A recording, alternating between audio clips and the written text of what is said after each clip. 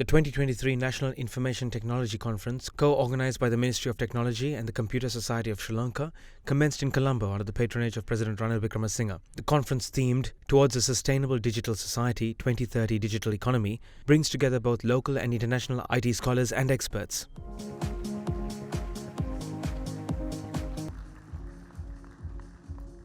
One of the other issues like human capital, which has been concerning me, is the digital infrastructure. How do we provide the digital infrastructure? So we have to do in the background of the present economic crisis, where the government's resources are limited. My thinking and the government's thinking is that the private sector, private investment should take over the basic digital infrastructure. The government should step in where it is not feasible for the private sector to come. So our whole policy on digital infrastructure will have to be driven on this basis, which means that emphasis will have to be on cities and the western province, especially most parts of Gampaha, Colombo and Kalutara districts. Then into the areas where there is populated areas, towns and others where there is access, where it's needed. The second phase will be to move out, by which time certainly the providers would be in a better position to have a longer investment, and the government will also have sufficient resources to go ahead with investments. So whatever we say, we have to provide the digital infrastructure, and we will have to depend on private investments for the first part. And accordingly, about 40 to 50% of the country, of the population, will have that infrastructure. It won't take us long to go up to about 60%, but from there onwards, we'll have to work it gradually. So that is one of the key issues that we are considering. Secondary is available of capital in the financial sector. This is why we are going ahead with restructuring the banks to ensure there's adequacy of capital, that money is available,